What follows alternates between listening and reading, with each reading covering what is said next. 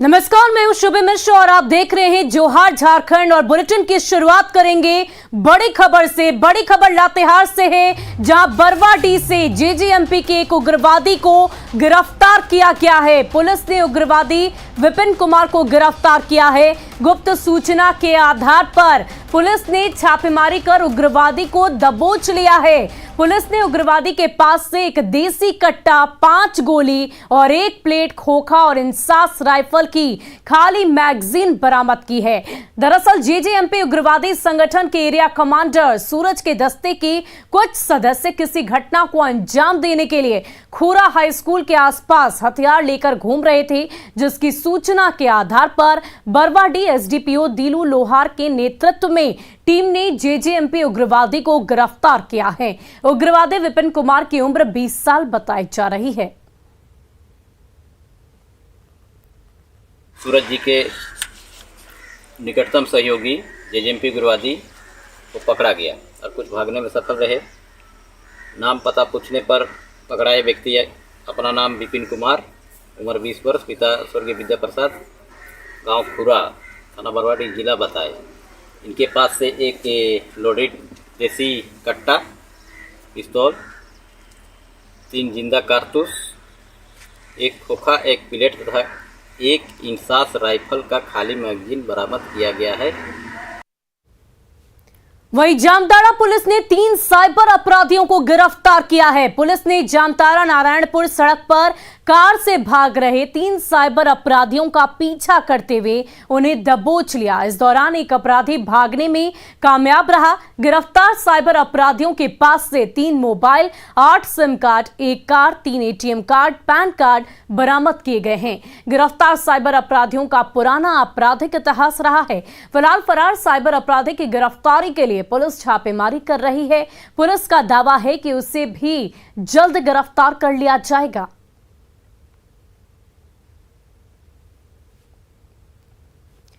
और गोड्डा के बसंतराय थाना इलाके में नाबालिग लड़की का घर से अपहरण कर दुष्कर्म का मामला सामने आया है। शाम को वो घर के बाहर झाड़ू लगा रही थी और इसी दौरान गांव के ही रहने वाले सुमित राज और उसके सहयोगियों ने चेहरे पर कपड़े ढककर उसे गाड़ी में बैठा ले गए और गाड़ी से पहले उसे दुमका ले जाया गया और फिर उसे बांका लाया गया।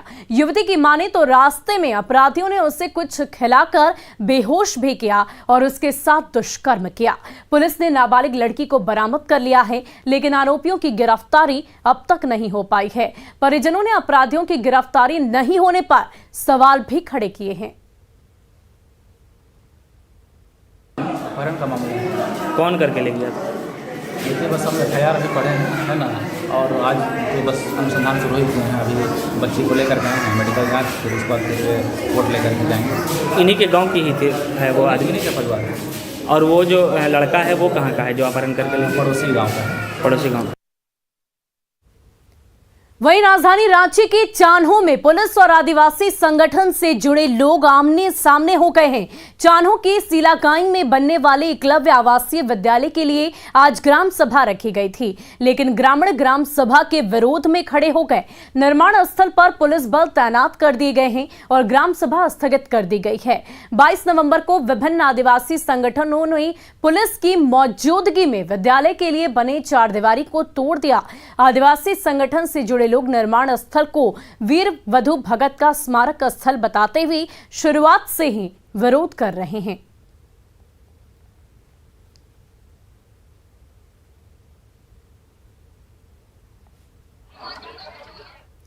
वहीं देवघर में देवीपुर थाना क्षेत्र के बघराईडीह में बेटे ने मां की हत्या कर दी। घटना की जानकारी मिलने पर थाना प्रभारी ने टीम गठित की, जिसने आरोपी बेटे से पूछताछ की। इसमें हत्या कर शव को ठिकाने लगाने का खुलासा हुआ। आरोपी बेटे की निशानदेही पर शव को बरामद कर लिया गया है। वहीं हत्यारे बेटे को गिरफ्तार कर लिया गया।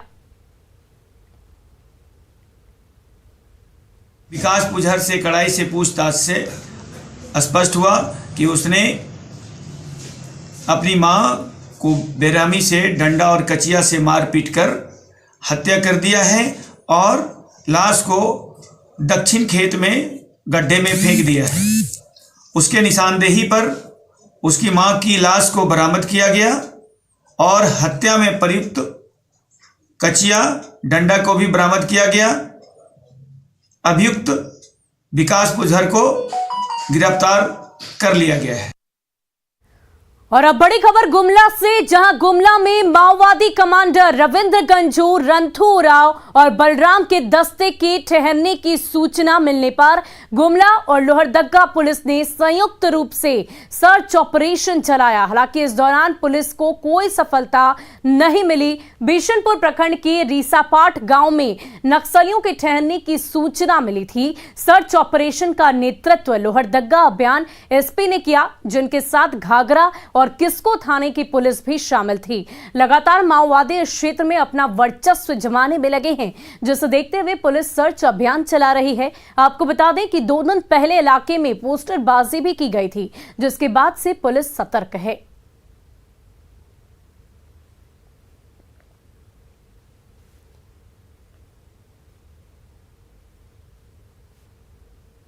और झारखंड को विकास की पटरी पर लाने और मालगाड़ी की कनेक्टिविटी बढ़ाने को लेकर लगातार प्रयास किया जा रहा है, लेकिन विकास की इन परियोजनाओं पर राज्य की लॉ एंड ऑर्डर की व्यवस्था भारी पड़ रही है, क्योंकि इन योजनाओं में झारखंड में सक्रिय नक्सली और आपराधिक संगठन बाधक बने हुए हैं। रांची रेल मंडल के हटिया बंडा मुंडा सेक्शन में चल रहे रेलवे वर्क को नक्सली संगठन PLFI की ओर से बाधित किया जा रहा है। रांची रेल मंडल के हटिया बंडा मुंडा सेक्शन के तहत आने वाले कोयल नदी पर 218 मीटर लंबे ब्रिज का निर्माण कराया जा रहा है, लेकिन PLFI की वजह से बार बार यहां काम बंद हो जाता है। मामले पर ठेकेदार रेल प्रशासन को लेटर तो लिखते हैं, लेकिन कैमरे के सामने कुछ भी बोलने से इनकार करते हैं। ऐसे में पुलिस मुख्यालय की ओर से विशेष दिशा निर्देश जारी किए गए हैं। सभी एसपी को सुरक्षा व्यवस्था कड़ी करने के निर्देश दिए गए हैं। जिन जिन जिलों में ये फ्रेट कॉरिडोर और अन्य जो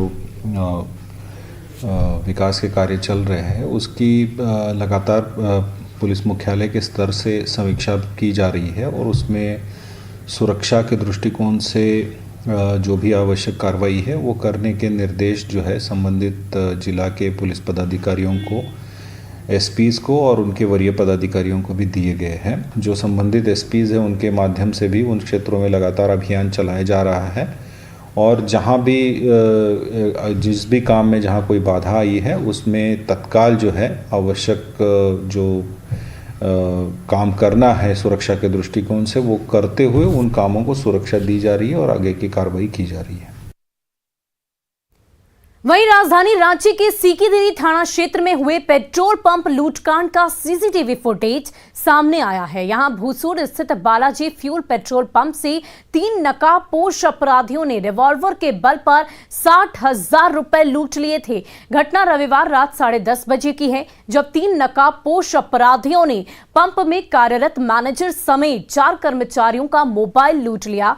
लूट की घटना सीसीटीवी में कैद हो गई है। पेट्रोल पंप पर पैदल ही अपराधी पहुंचे थे और इस वारदात को अंजाम दिया था।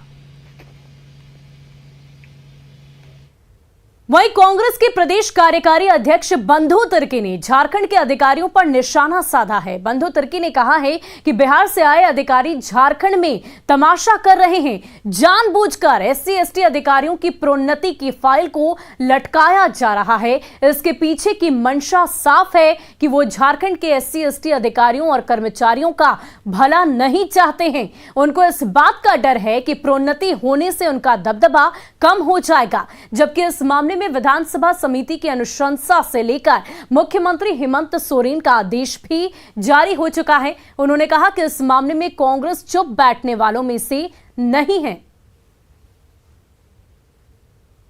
जिम्मेवारी पदाधिकारियों का है और जो पदाधिकारी बिहार से आए वो पदाधिकारी ज्यादा ही तमाशा करते हैं यहां पर। इसलिए हम चुपचाप इसमें बैठने वाले नहीं हैं। हमारे झारखंड मुक्ति मोर्चा बड़े भाई की भूमिका में है, गठबंधन की सरकार है, लेकिन यहाँ के लोगों के साथ में जो ST/SC, चाहे यहाँ के लोगों के साथ में अन्याय नहीं होना चाहिए। आप सारी चीज़ें जब आपका तमाम चीज़ें आपका सही है और ऐसी परिस्थिति में उसको न्याय देने में आप इतना देर क्यों कर रहे हैं? इससे कितने लोग, आपके कितने कर्मचारी लोगों का, पूरा हजारों हजार कर्मचारी, आपका जब रिटायर्ड होकर हो जाएंगे, सेवानिवृत्त हो जाएंगे, तब क्या उनको इस तरह से आप उनके लिए आप सोचेंगे? तो ये एक बहुत चिंता का विषय है। इसलिए एसटी एससी कर्मचारी को जल्द से जल्द किसी भी मामले में उनको न्याय मिले, इसके संबंध में मैं जल्द से जल्द माननीय मुख्यमंत्री से मिलूंगा और इसको पार्टी के फोरम में भी इस बात को रख करके इस बात को माननीय मुख्यमंत्री तक पहुंचाया जाएगा। वहीं बीजेपी सांसद संजय सेठ ने एचईसी के मुद्दे को लेकर हो रहे प्रदर्शन और हंगामे पर बयान दिया है। उन्होंने कहा है कि पिछले 2 सालों से एचईसी के मसले को लेकर उन्होंने सभी सीएमडी और केंद्रीय मंत्रियों से बातचीत की है। रांची के अंदर एचईसी में 3 डायरेक्टर हैं जिनकी जिम्मेदारी बनती थी कि फैक्ट्री को अच्छे से चलाएं, लेकिन पिछले 6 महीने से कर्मचारियों को वेतन नहीं मिल रहा है। संजय सेठ ने कहा कि यह जिम्मेदारी उन डायरेक्टर की बनती थी कि कैसे पैसे लाएं, कैसे एचईसी का रिवाइवल हो। उन्होंने कहा कि हमारा प्रयास है कि पहले कर्मचारियों को वेतन मिले। जो एचईसी है हमारी मदरलैंड है। अब वहां 3 डायरेक्टर हैं। ये जो डायरेक्टर हैं इनकी जिम्मेदारी बनती थी कि फैक्ट्री को अच्छे से चलाएं, ऑर्डर्स लाएं, किंतु आप देखो पिछले 6 महीने से कर्मचारी को वेतन नहीं मिल रहा है। कर्मचारी को वेतन 6,000-7,000 रुपया। आप 6,000-7,000 रुपया जिसका जीवन का आधार ही वही है, आप वेतन नहीं दोगे तो बच्चे कैसे, उनके परिवार कैसे पलेगा? आपने तो वेतन ले लिया। तो ये जिम्मेदारी किसकी बनती थी? ये जिम्मेदारी वहाँ के डायरेक्टरों की बनती थी। कैसे इसको जिंदा रखें, कैसे ऑर्डर्स लाएं, कैसे जो पैसा बकाया है वो पैसा लाएं, कैसे इसको रिवाइवल हो। वहीं निर्वाचन आयोग ने देवघर के डीसी मंजुनाथ भजंत्री को हटाने का आदेश दिया है। चुनाव आयोग ने कहा है कि मंजुनाथ भजंत्री किसी भी चुनाव में बिना आयोग की अनुमति के डीसी पद पर नहीं रह सकते हैं। देवघर डीसी को गोड्डा सांसद की शिकायत पर पक्ष रखने के लिए पर्याप्त समय दिया गया, पर उन्होंने कोई संतोषजनक जवाब नहीं दिया। आयोग ने मुख्य सचिव को पत्र भेजकर कार्रवाई करने को कहा है। साथ ही मंजुनाथ भजंत्री पर अनुशासनात्मक कार्रवाई के भी निर्देश दिए हैं। आपको बता दें कि मधुपुर उपचुनाव के दौरान सोशल मीडिया पर पोस्ट लिखने के 6 महीने बाद एक ही दिन में गोड्डा सांसद पर 5 थानों में एफआईआर दर्ज कराई गई थी, जिसे निर्वाचन आयोग ने सांसद को चुनौती भी दे डाली थी।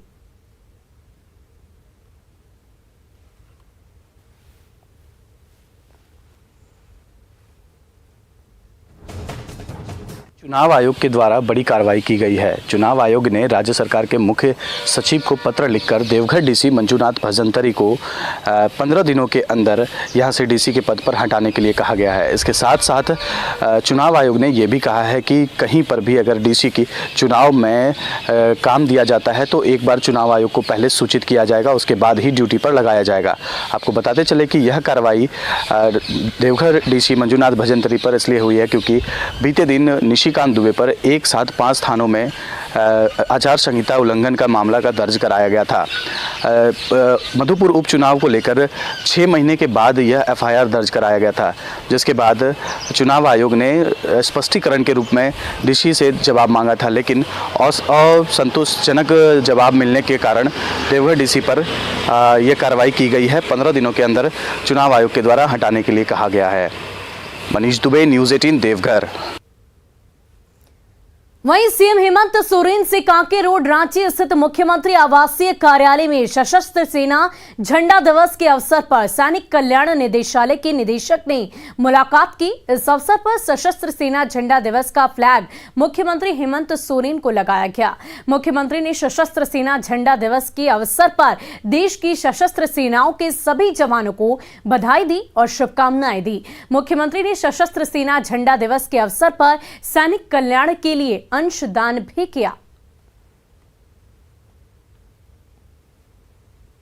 वहीं गढ़वा के जंगली इलाके में इन दिनों हाथियों का आतंक देखा जा रहा है, लेकिन सबसे ज्यादा रंका प्रखंड इलाके में हाथी तांडव मचा रहे हैं। रंका प्रखंड के भौरी गांव में कुछ दिन पहले हाथी के बच्चे की मौत हो गई थी, जिसका बदला इस इलाके के लोगों से हाथी लगातार ले रहे हैं।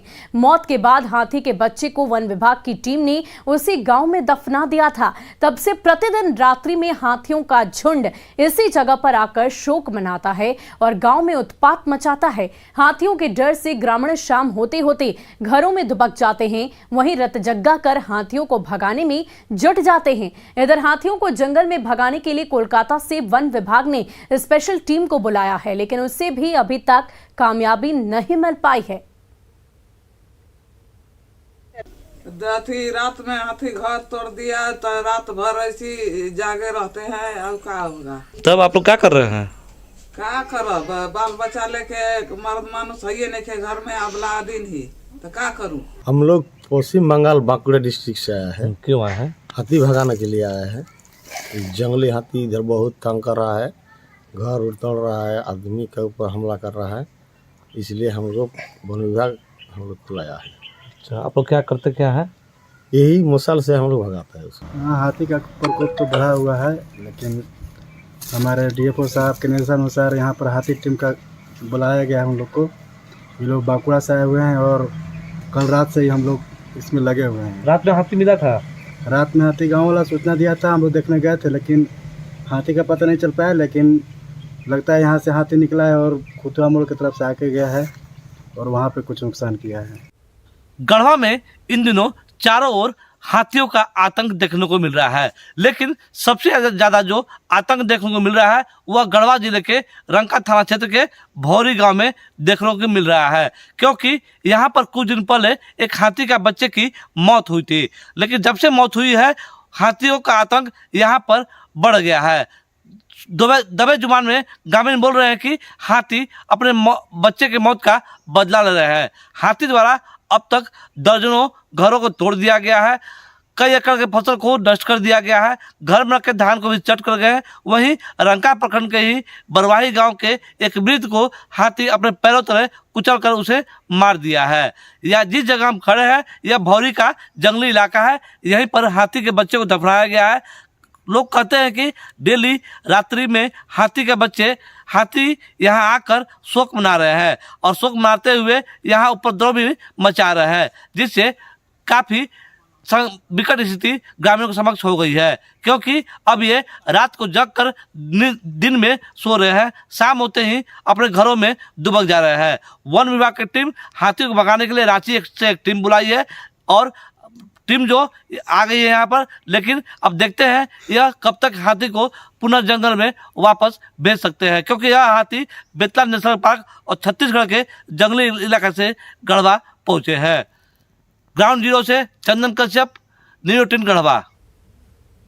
और अब अगली खबर धनबाद से, जहां धनबाद में एनएच निर्माण कार्य का तेजी से किया जा रहा है, लेकिन निर्माण में सुरक्षा को लेकर भारी लापरवाही बढ़ती जा रही है। धनबाद जिले के महुदा से लेकर राजगंज तक एनएच 32 का निर्माण अशोका बिल्डकॉन कंपनी कर रही है, लेकिन सड़क निर्माण में सुरक्षा को लेकर लापरवाही इस तरह बरती जा रही है कि हर दिन लोग दुर्घटना का शिकार हो रहे हैं। कतरास थाना क्षेत्र के तीलाटाड़ के समीप सड़क के बीचों बीच गड्ढा छोड़ दिया गया है। डायवर्जन वाले स्थानों में sign board, radium sign board नहीं लगाने से डायवर्जन वाले सड़क पर वाहन तेजी से आकर दुर्घटना का शिकार हो रहे हैं। स्थानीय लोगों में कंपनी के लापरवाही को लेकर भारी आक्रोश है। लोगों का कहना है कि प्रशासन कंपनी पर कार्रवाई करे, नहीं तो वे लोग काम को बाधित कर देंगे। स्थानीय ग्रामीण कभी नहीं चाहेगा कि ये काम अवरुद्ध हो, लेकिन जिस तरीके से यह प्रतिदिन यहाँ एक्सीडेंट हो रहा है उसका एक सीधा सा कारण ये है कि जब आप दो चीज़ों को जोड़ने की कोशिश करते हैं, बीच में गड्ढा छोड़ देते हैं, तो आगे आप जो अवरुद्ध आपने लगाया बैरिकेटिंग वो हटा दिया। किस कारण से हटाया ये मुझे पता नहीं, लेकिन आए दिन यहाँ एक्सीडेंट हो रहा है। तो जब मना करता है तभी नहीं मानता है। मतलब काम आप लोग 24 घंटा करते हैं क्या? हाँ, 24 घंटे करते हैं काम।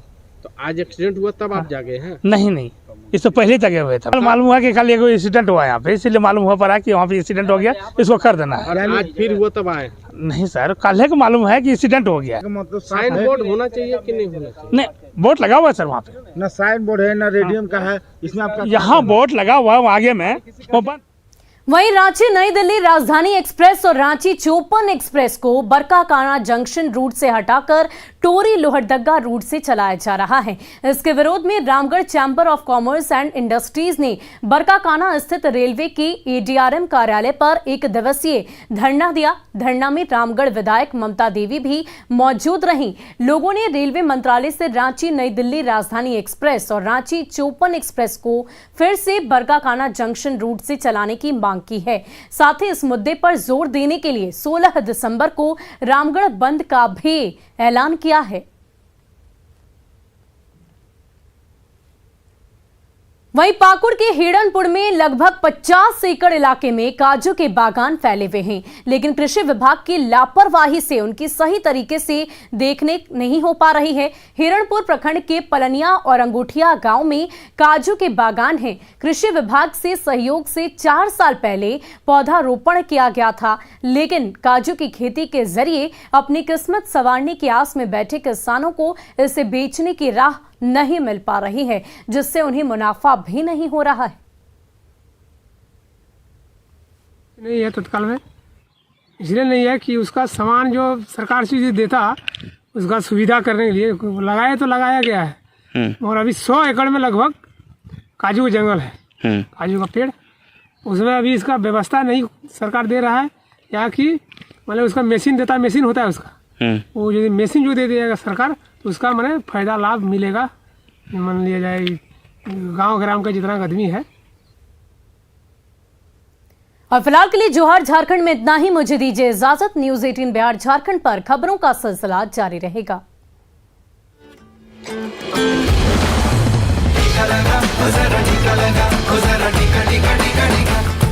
Hi, this is Manisha Lamba, and I would like to congratulate Network 18 and the Federal Bank for its CSR activity Sanjeevani, a shot of life. Vaccination, as we know today, has not been more important than it has been in today's world of COVID, and especially for a country like ours. So this initiative is something that is extremely important because our beautiful country and all our citizens need to be kept safe.